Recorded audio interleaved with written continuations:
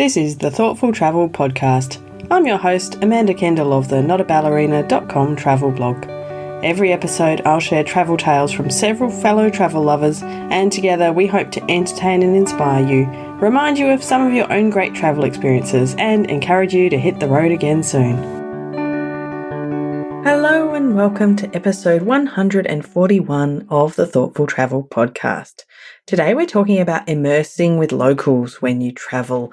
I love to get to know the local people when I travel. I always kind of think if you just go to a place and just go sightseeing, well, these days you could kind of do it just by like watching videos and going on the internet. But what you really can't do without being there is get to know real local individual people and find out how they actually live, what life is really like in that place. So yes, I am really, really big on immersing with locals when I travel. I think it especially comes out of my years living abroad. I remember initially I'd made great expat friends, especially in Japan at first. It was, in fact, our school banned us from socializing with local students. So it was a bit hard to meet local people at first. I soon learnt to disregard the rule, but at first I had just expat friends. But I realised that what I really wanted to do was make more local friends as well. And I did and have done ever since. And I'm still in touch with so many of them from the places I lived abroad. And they taught me so much about the local ways, took me to the kinds of places and celebrations and cultural things that you would never know about if you were just a tourist, and it was fascinating.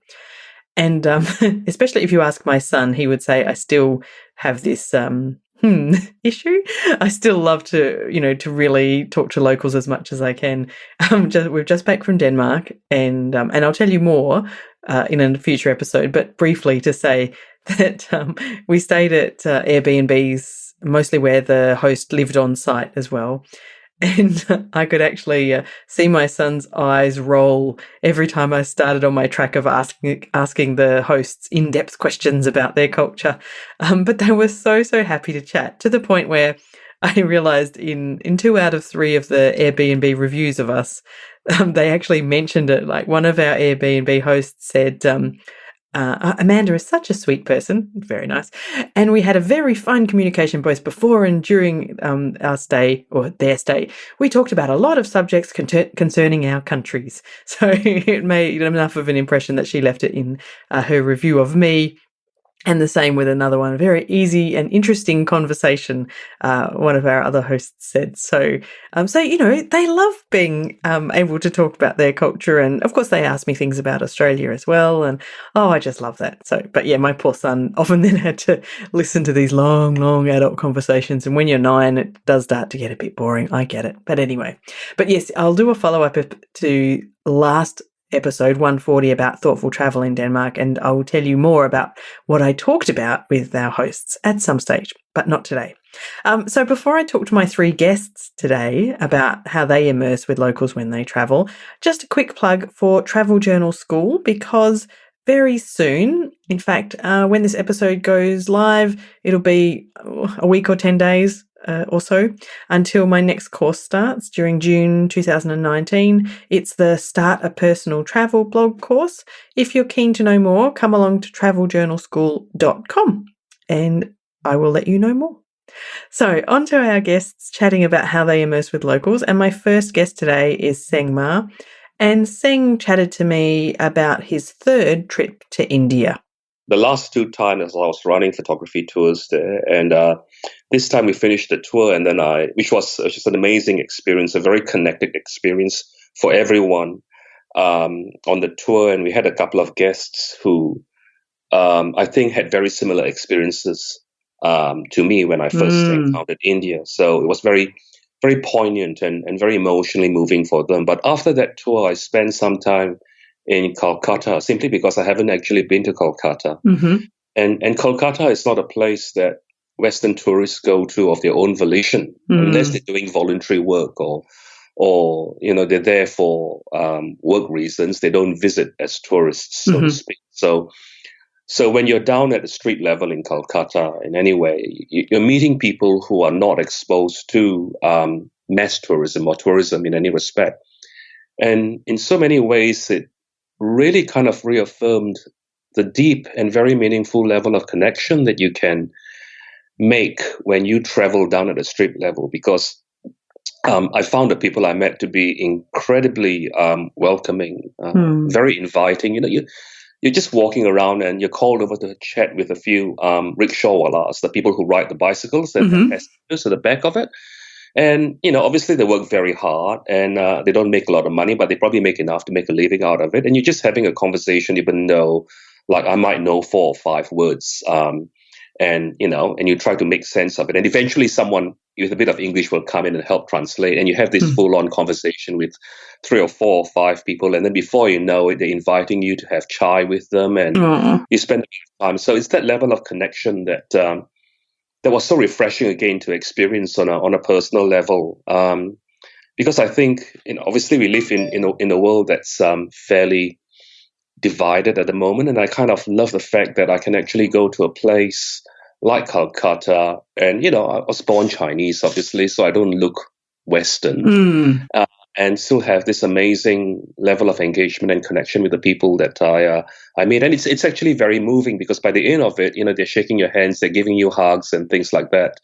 I was really fortunate to in Calcutta again. I was staying in a hotel very close to Howrah Bridge in Calcutta by the river, the Hooghly River. And a friend of mine, Mick Porter, who was there with me, we got up one morning, we were both photographers, and walked down. And Mick found an akara that was just like a wrestling hall, I suppose. And we kind of got very immersive experiences. And then I got invited back again the next morning. So I went there at 6 a.m.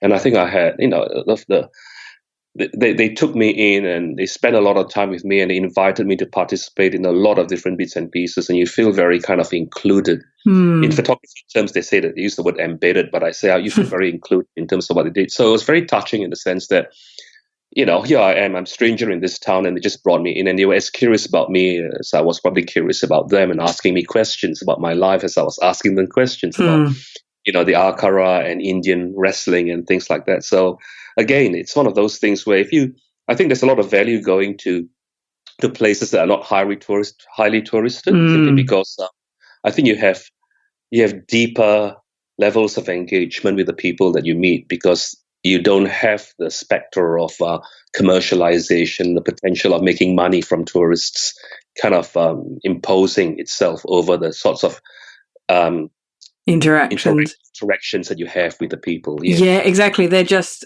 interacting with you out of pure curiosity and a desire to get to know people, and you are doing the exact same, and that's a perfect situation. Yeah, that's right. As you can see from what Seng has said, it's not that hard to make these deep connections. It's just that a lot of the time we're not quite sure where to go or a bit nervous about it, but really just finding places where tourists usually aren't is often enough, and people are going to be curious about who you are and what you're doing in their country and wanting to know more about your life, and in return will offer information and a chat about their culture and their lives as well. Basically, as we discussed, when it's in a situation where there's no commercial transaction involved, when they're not like on the real tourist street trying to sell you something, then that's where the best kinds of immersive experiences can take place, I think. Similarly, my next guest is Kim Yule, and she also talks about some of the ways to really get immersive with locals. In fact, actually, there are commercial transactions involved, but it's a little bit different in the way that Kim describes. So she's recently spent time, she's constantly traveling and making videos with her husband, Wei, but she talks a lot in this chat about their stay in Guatemala City and how they developed some ways of meeting locals there. Primarily in the last year, we've been to Europe and Central America, besides our home in America. So those have been the 2 places that we've been while we've been on the road. But between the 2 of us, we have been to over 60 countries, I think we've said. So one of the things that's really important to us, and one of the reasons why we stay in places longer, besides the fact that we want to see things and we have to work, so we're balancing that, is we really like to learn about the local culture. And one of the things we really do is we try to find all of our local vendors, because we find if you can start by buying your food from a local vendor market, in Guatemala, for instance, there's the Central Mercado or Mercado Central, sorry, where all of the local vendors come and they sell their produce, and the local butchers are there and the local florists are there. And so when you find your local vendors, it's when you start to talk to people, and then you see regulars that come in, you start to have conversations with them. Although I don't speak Spanish very well. Wei is better than I, but between the two of us, I can understand Spanish better than him sometimes, and he speaks it better than I do. So together we are the perfect pair. And so that's our first step, is to really just find the localness of what we're doing. How do we eat local? How do we shop local? How do we venture around local? Now, interestingly enough, in Guatemala City, there are not very many tourists here. We have not come across very many tourists. So it's been very easy for us to strike up conversations. Like I was telling you, they have these parades every day, and we're trying to find out what they are. So we have our building has a doorman, and he often, when we come back in, he has already shown us what it is and how to find information. And we are just trying to bridge that communication gap by creating relationships with people. We found a type of candy that I like. It's an anise hard candy, and we have a little local shop right around the corner that sells them. So we go see her, and she comes out, and we go to the same vegetable vendor every day, and we have conversations with her. And it just allows us to feel like we're part of the family, right? Or, part of the community. And it's really amazing to really just soak up what the locals around you are doing. Every Sunday here in Guatemala, almost everything closes. The market even closes very early, and it's family day. It's a very religious culture here. So it's church and family, and you see everybody come to the square, and there's, wherever people go, the vendors go. So all of the street foods and some of the markets with the local textiles are there, and it's colorful and bright and happy, and kids are chasing the pigeons, and you just go and you soak this up, and it makes you feel like you belong. And I think that is such an important message as we travel, is that we just want to come and belong. We don't want to see Guatemala through our eyes. We want to see Guatemala through the local people's eyes. Like, how do you view your city? And so, we meet baristas. So we tend to go and we try to find small routines in our community, so that we're meeting and developing relationships with people that are part of the neighborhood. Our local barista, our local vegetable market person, I don't know what to call it. I know what you mean. And because then when you leave, it's like you're leaving, with friends, and it makes the experience that much richer and real.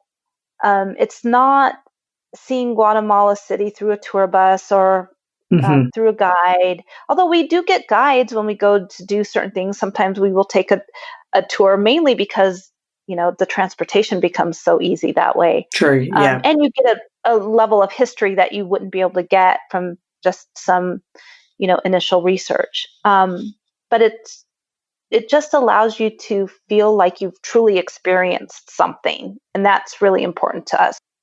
Oh, absolutely. I think that's the best way. So basically it's shopping and eating. That's what it's all about.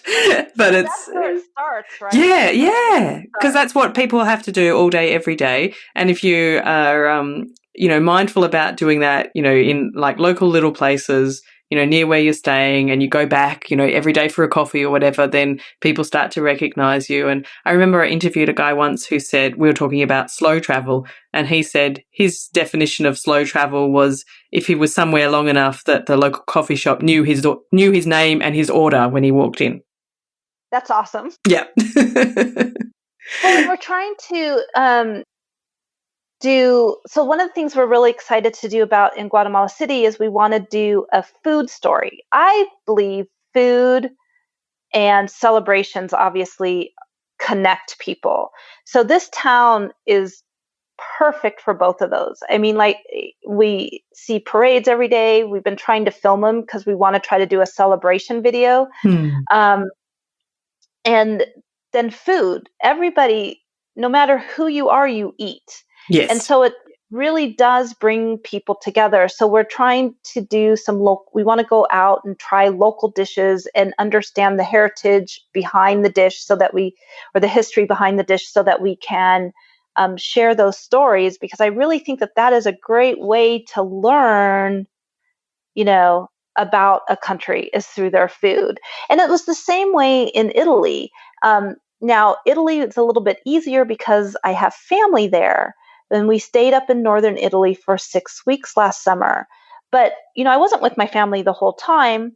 But, we would go out for coffee and they would recognize us. And then, my cousin would come and start talking to me. And then they'd start talking and realize we all knew each other now. And then you start to see people that you've been talking to in other places. And it makes these little bits of time really feel like you're home. And maybe that's another reason why I don't feel like we're on the road the whole time, is because we are creating friends and family wherever we go. Because Kim and Wei often stay for at least a week and sometimes weeks in a destination, I think this method really works well. That whole, finding the small routines in the local area where you get to meet the same people over and over again. Because sometimes people, they're not going to divulge much or even chat to you much the first or second time that they see you. But if you're there for a bit longer, that's when, those deeper conversations can often arise. So it's a great strategy. And, of course, I'm a real fan of slow travel as well. So this combines both of those. Perfect.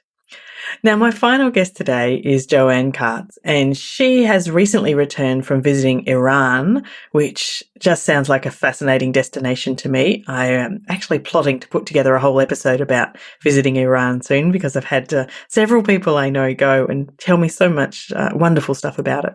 But Joanne in this chat particularly talks about some of the people that she got to know and got to meet, and how she does that. She's obviously really good at just getting into conversations and chats with locals. So, and she learned some really interesting stuff.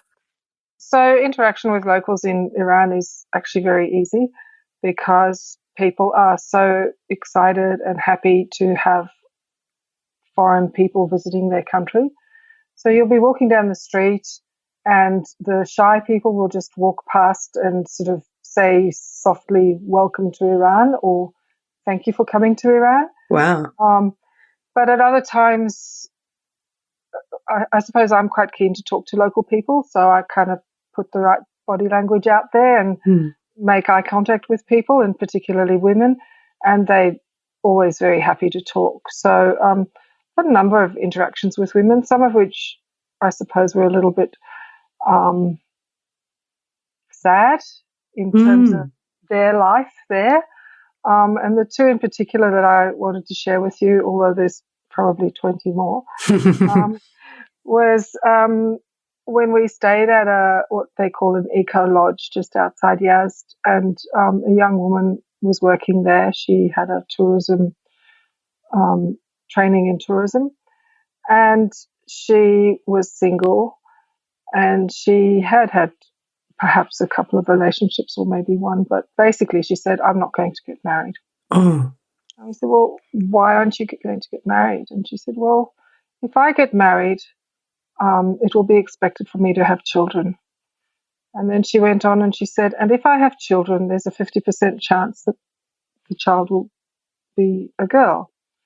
And I don't want to bring up a girl in this country." Wow. So that was, really sad. I mean, I'm a mother of two girls. I was myself one of two sisters. And, my life's been free and easy and I've been able to make my own decisions. But for her, she really didn't want a daughter to live the restricted life that she lives. Gosh, that's really sad, isn't it? So that was sad. I mean, for me, going to Iran, yes, I had to wear a scarf. I didn't find that a problem. And many of the women do wear black. They wear chadors in a lot of the places. The more religious places, there's more people in chadors. In the more progressive cities like Tehran and Shiraz, you will see a lot more color. Mm-hmm. But in a coffee shop, there were 4 women sitting having coffee, and I thought, I've got to talk to these women.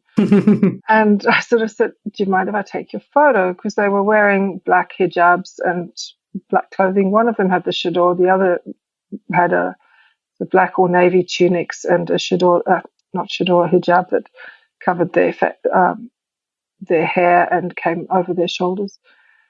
Anyway, they were happy for me to take a photo, and we got chatting. And after we chatted a little while, one of them said to me, why did you want to take our photo? Is it because of what we're wearing?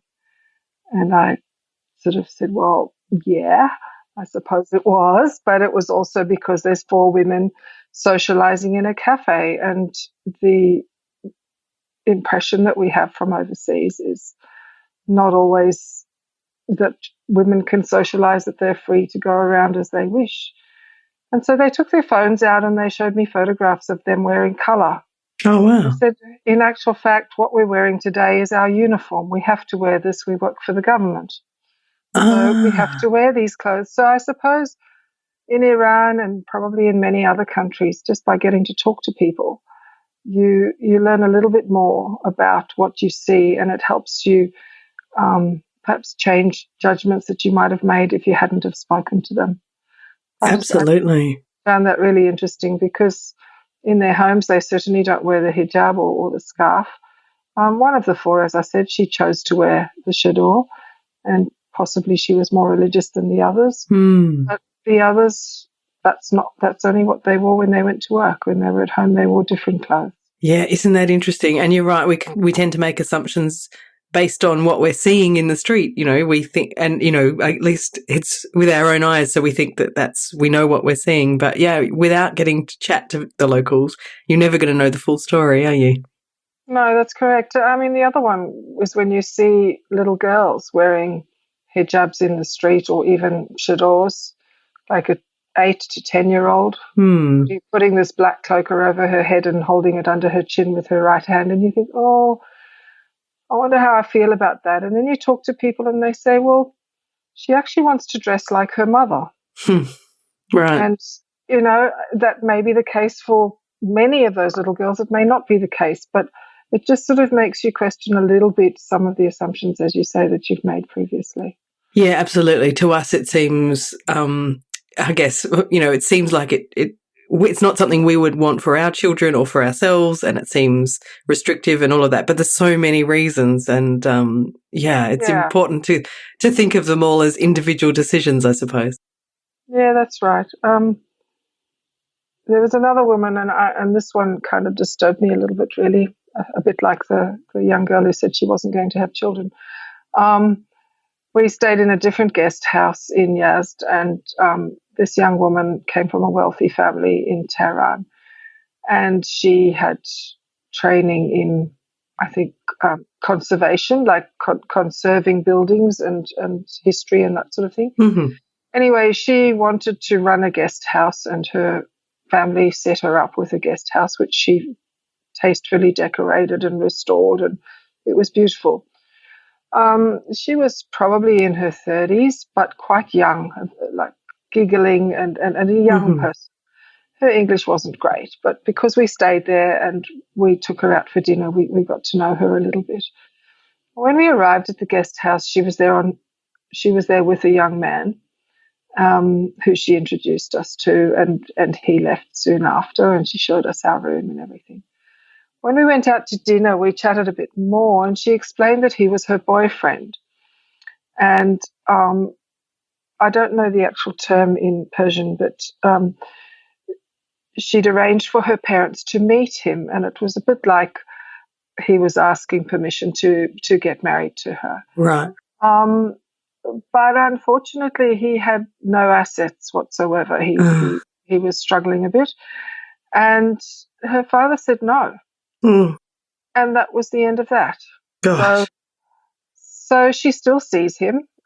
He's still her boyfriend, but the neighbours think he's her husband. She just tells the neighbours that he's her husband because it could get difficult for a single woman to be seeing a young man without escorts and things like that. Right. Or without family permission. I can't even say without escorts. I don't really know specifically.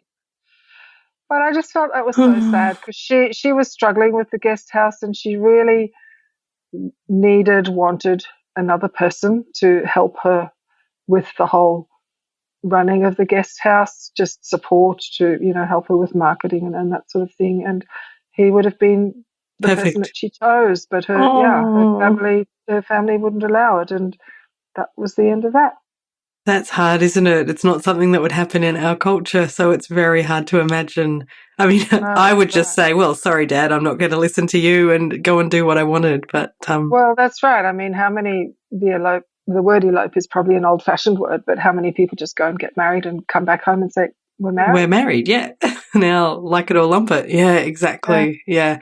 Wow, that's hard, isn't it? So I found Joanne's chats with local Iranians just fascinating, to be able to explore those cultural differences in a gentle way by chatting to real locals is, that's what travel's all about to me. So I think that's, it's a great way to do it. Of course, it's really hard.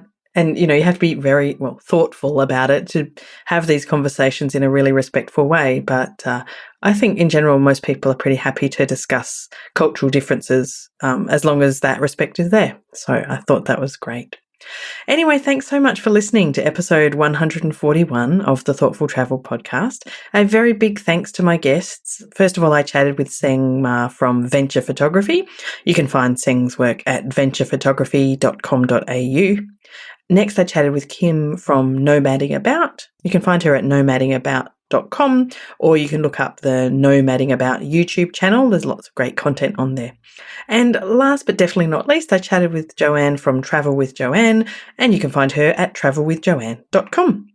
A last reminder, don't forget, if you're curious about my Travel Journal School course on starting a personal travel blog, which is coming up later in June 2019, then head to traveljournalschool.com and you'll be able to, depending on when you go, either register for more information or see more information. And of course, don't forget to come along to our Facebook group. We are heading up towards 600 members at the moment, I think, and it is called Thoughtful Travellers. Great conversations in there. So you can either just search for Thoughtful Travellers in Facebook, or there's a link in our show notes. And the show notes for this episode are at notaballerina.com/141. But do come along to the Facebook group and tell me about your experiences with meeting locals and immersing with locals in places around the world, because I just love hearing those stories. Thank you very, very much for listening. This has been another episode of the Thoughtful Travel Podcast. Show notes and other information are at notaballerina.com/podcast. Join me again soon for another chat about why we travel. Bye for now.